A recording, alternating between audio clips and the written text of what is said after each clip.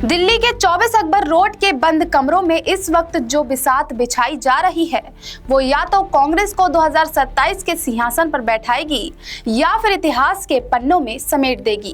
केरलम की जीत का जश्न अभी थमा भी नहीं था कि मल्लिकार्जुन खड़गे और राहुल गांधी के सामने दो ऐसे चक्रव्यूह आ खड़े हुए हैं जहां एक भी गलत कदम और सब कुछ तबाह कर सकता है।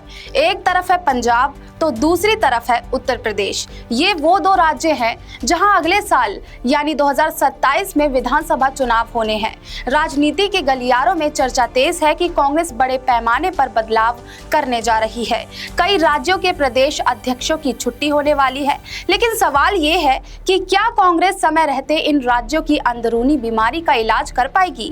क्योंकि पंजाब में चुनौती अपनों को संभालने की है तो उत्तर प्रदेश में जंग खुद को जिंदा रखने और वजूद बचाने की है।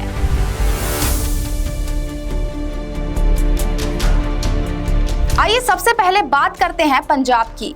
पंजाब जो कभी कांग्रेस का एक अभेद्य किला माना जाता था, लेकिन 2022 में आम आदमी पार्टी की आंधी ने इस किले को ताश के पत्तों की तरह बिखेर दिया। हाल ही में जब दिल्ली की सत्ता के समीकरण बदले और पंजाब में जब आम आदमी पार्टी के राज्यसभा सांसदों ने बगावत की तो कांग्रेस के हौसले बुलंद हो गए थे। कांग्रेस को लगा कि वो पंजाब में दोबारा नंबर 1 बन पाएगी, लेकिन हाल ही में आए पंजाब नगर निकाय चुनाव के नतीजों ने कांग्रेस के घाव को फिर से हरा कर दिया है। पंजाब में आज की तारीख में कांग्रेस की सबसे बड़ी दुश्मन कोई और पार्टी नहीं है बल्कि खुद कांग्रेस ही है। पार्टी के भीतर की गुटबाजी चरम पर है। एक तरफ है प्रदेश अध्यक्ष अमरिंदर सिंह राजा वंडिंग और दूसरी तरफ है पूर्व मुख्यमंत्री और मौजूदा सांसद चरणजीत सिंह चन्नी। दोनों के बीच वर्चस्व की जंग जग जाहिर है। निकाय चुनाव में जहां राजा वंडिंग अपने ही गढ़ गिरदबाहा को नहीं बचा पाए, वहीं चन्नी ने चमकौर साहिब और मोरिंडा में कांग्रेस को जीत दिलाकर दिल्ली दरबार यानी आला कमान के सामने प्रदेश अध्यक्ष पद के लिए अपना दावा ठोक दिया है।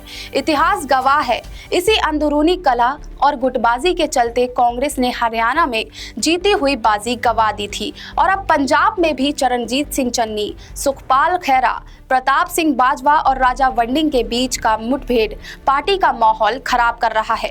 सूत्रों की माने तो आला कमान अब बड़ा एक्शन लेने के मूड में है और राजा वंडिंग की कुर्सी जाना लगभग तय माना जा रहा है। देखा जाए तो पंजाब में कांग्रेस के पास एक सुनहरा मौका है। 5 साल की सत्ता के बाद आम आदमी पार्टी के खिलाफ नाराजगी स्वाभाविक है। कानून व्यवस्था, ड्रग्स का मुद्दा और वादों को पूरा करने की धीमी गति को लेकर जनता में जो असंतोष है उसका सीधा फायदा कांग्रेस को मिलना चाहिए। 2024 के लोकसभा चुनाव में पंजाब की जनता ने कांग्रेस पर भरोसा भी जताया था। लोकसभा में 7 सीटें जीतकर कांग्रेस ने साबित किया था कि उनकी जमीनी जड़ें आज भी मजबूत हैं। अब पंजाब के कुरुक्षेत्र से सीधे चलते हैं देश के सबसे बड़े राजनीतिक सूबे उत्तर प्रदेश में। उत्तर प्रदेश में कांग्रेस की कहानी पंजाब से बिल्कुल अलग है। यूपी में कांग्रेस के सामने अपनों को संभालने की नहीं बल्कि खुद को जिंदा रखने की चुनौती है। 2024 के लोकसभा चुनाव में उत्तर प्रदेश ने कांग्रेस को एक नई और अप्रत्याशित संजीवनी दी थी। समाजवादी पार्टी के साथ मिलकर कांग्रेस ने वो कर दिखाया जिसकी उम्मीद शायद किसी को नहीं थी। इस प्रदर्शन के बाद यूपी में एक माहौल बन गया था, लेकिन राजनीति में बने बनाए माहौल को बनाए रखना सबसे मुश्किल काम होता है। 2027 के यूपी विधानसभा चुनाव के लिए बिसात अभी से बिछने लगी है। यहाँ तक कि देश में चल रही जनगणना के बीच यूपी में समय से पहले ही नवंबर या दिसंबर में चुनाव की सुगबुगाहट भी तेज है, जिसने समाजवादी पार्टी और बीजेपी दोनों को अलर्ट कर दिया है। अब कांग्रेस के सामने सबसे बड़ी चुनौती है अखिलेश यादव की समाजवादी पार्टी के साथ गठबंधन को बचाए रखना और सम्मानजनक सीट शेयरिंग तय करना। अखिलेश यादव अब जिताऊ और टिकाऊ फॉर्मूले पर काम कर रहे हैं। कांग्रेस ने लोकसभा में तो अच्छा प्रदर्शन किया, लेकिन यूपी विधानसभा चुनाव का मिजाज अलग होता है। क्या अखिलेश यादव विधानसभा चुनाव में कांग्रेस को उतनी सीटें देंगे जितनी कांग्रेस मांग रही है? और क्या कांग्रेस का ढांचा यूपी के गाँव और बूथों पर इतना मजबूत है कि वो सपा के कैडर को बिना अपने दम पर वोट ला सके? मल्लिकार्जुन खड़गे और राहुल गांधी अच्छी तरह जानते हैं कि 2029 1929 के दिल्ली के दंगल का रास्ता इन्हीं राज्यों से होकर गुजरता है।